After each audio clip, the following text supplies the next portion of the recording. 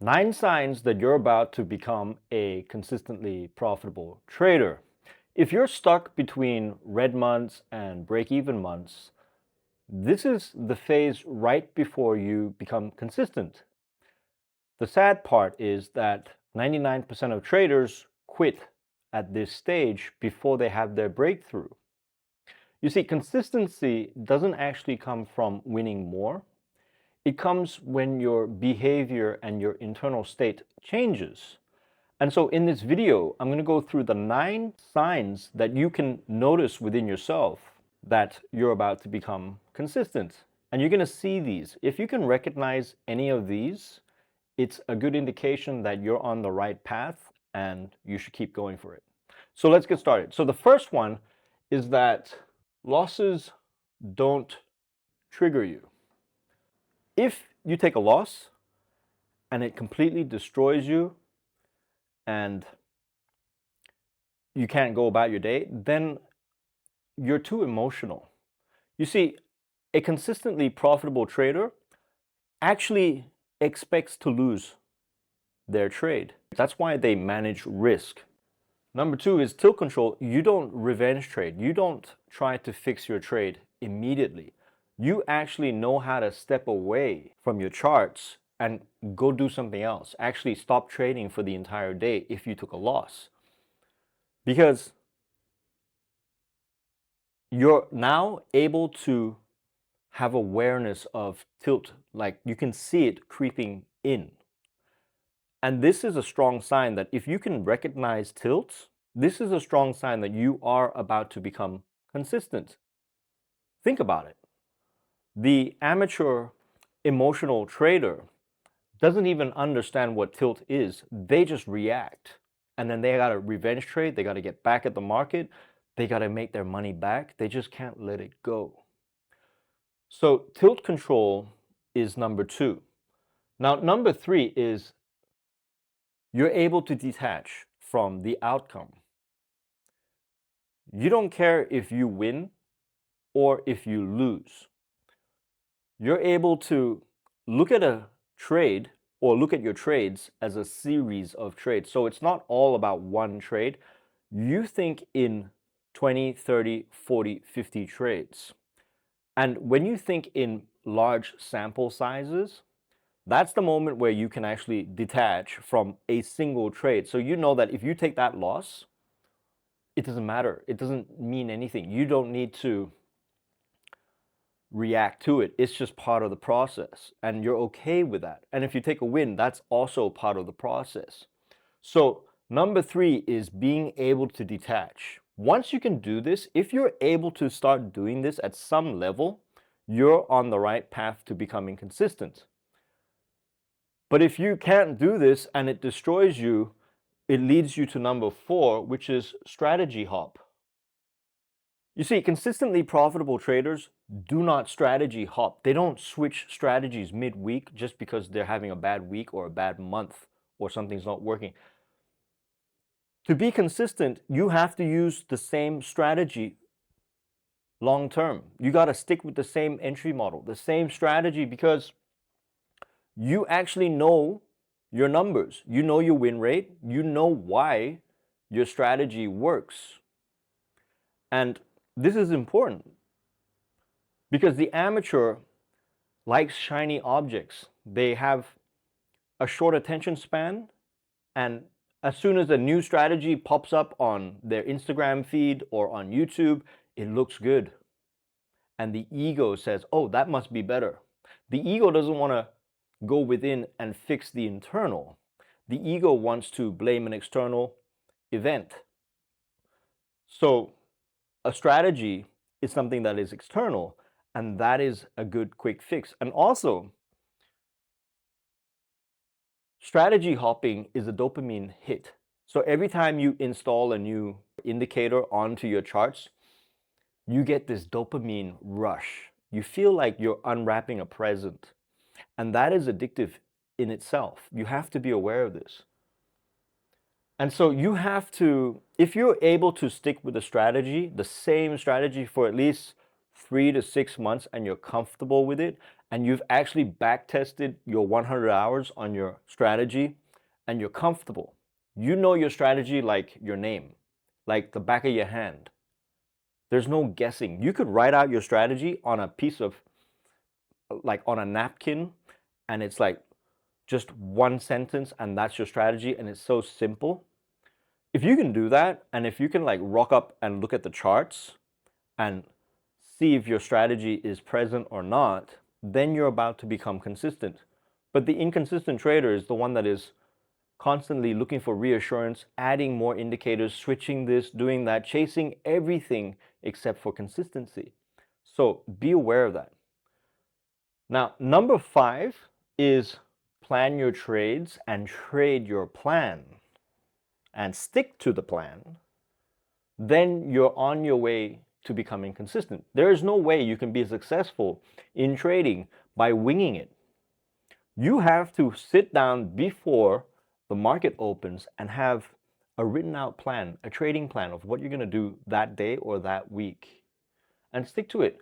And not only that, you review your trades. So you're going to journal your trades after the fact, after the event, whether it's a win or a loss. You try to journal it, and you're journaling your process, your thought process. How were you feeling? Were you feeling rushed? Did you feel FOMO? Were you impatient? Did you try to revenge trade? How did you handle the loss? Did you respect your process? That's the type of journaling that's going to level you up, not just journaling how many pips you won and how much money. That's P&L focused. If you're just journaling to focus on P&L, you're never going to improve. You see? You got to journal differently. You got to journal how you're feeling, your thought process, your own process. Did you respect your rules? That is important. And if you're doing that, then you're going to become consistent, because that's feedback. Every time you journal and you get it out of your head onto a piece of paper or onto something else outside of you, you're going to get feedback. You're going to get a different view on the situation. You're going to get a lot of breakthrough thoughts and aha moments just by doing this one thing. And you can't improve if you can't measure your performance. So this is something you need to do. It's absolutely important. And if you're doing it, good, keep doing it.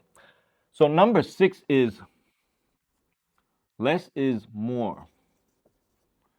That means less trades is actually more powerful, and you understand this. You're not trying to argue with this. You're not stuck in the old matrix thinking of like more trades, more profits, because actually less trades is more, because you're saving your cognitive mental capacity. You see, every single trade you take takes mental bandwidth. So if you're there trying to put in 5 trades in one New York session, or whatever scalping session that you're trying to do, that is going to burn you out quick, and you're going to get exhausted, because you're going to lose, you're going to win, and you're going to have all these emotions. It's going to be up and down, and it is very, very stressful and exhausting on the body, on the mind, on your whole system. So when you can appreciate that you just need one good entry, one good trade, maybe twice, 3 times a week, then that's how you're going to maintain consistency, because you can take that trade and then step away and go live your life and let the trade run and do its thing and not mess with it, not try to micromanage, not do too much to it. Just let it be and be okay with the outcome. Detach. And that's what less is more is all about. You see, in trading, you make money on the decisions you make, not by doing more, but by making better decisions. And you can make better decisions when you make less decisions. If you have to make 100 decisions, you're going to blow up. So that is number 6. Number 7 is patience for the A+ setup. So you can sit on your hands on the sideline and wait for price to come to you, for your setup to form, for your A+ setup. You're not forcing trades. If you're able to do this, then you're mature. You've matured. You're growing. And if you're doing that, then obviously you're going to become consistent. If you keep entering with the same setup, you're only going to get better at entering that setup, but you're also going to become consistent. So that is basically knowing what your setup looks like. Like you have that pattern recognition, like it's burnt into your subconscious mind. And you only do that by doing 100 hours of backtesting.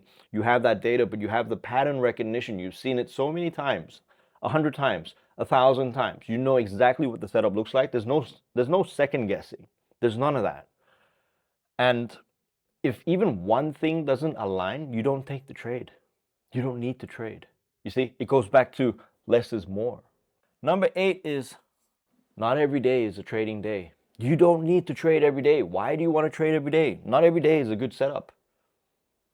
If you're trying to, you see, day traders mix this up because they have this, they call themselves a day trader. They have this identity mix up. So they think automatically they need to trade every day.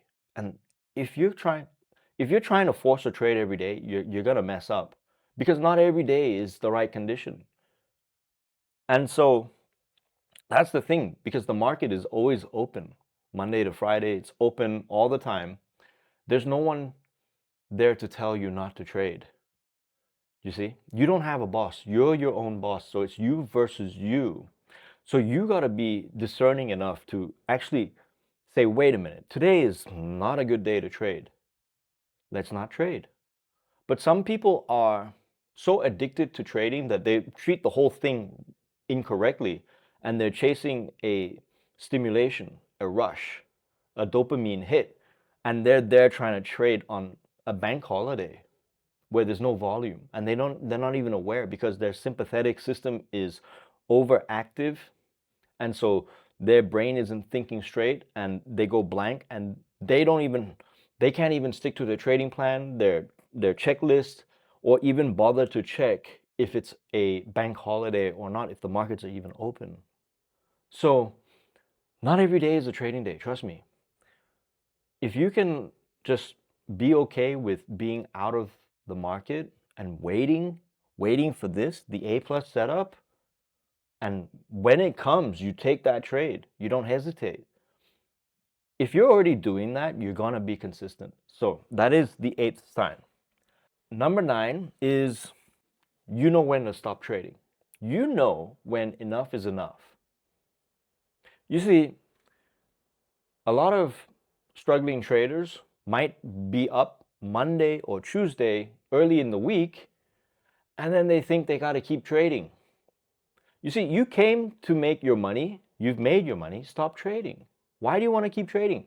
And it's a difficult one. This one is quite deep because first, your identity isn't safe. You don't feel safe with money and profits, so you continue trading subconsciously to give it back. And not only do you give it back, you give back more. So you started the week green, and then you ended the week in red. And this cycle repeats. This repeats. And I've helped a lot of students overcome this, all of this. And if that's something you want to do, then you can check out the first link in the description, the Inner Edge Pro. I designed this course to clear all of this. And that alone made me consistent and made a lot of my students consistent. So check that out if that's something you want to do. If you're new to my channel, go ahead and like and subscribe. Drop your comments below. Let me know which one of these resonates with you and you're struggling with, or which ones you see this in yourself. And yeah, I read all the comments and I reply to them. Okay? So until the next video, you're on your own. Take care now. Goodbye.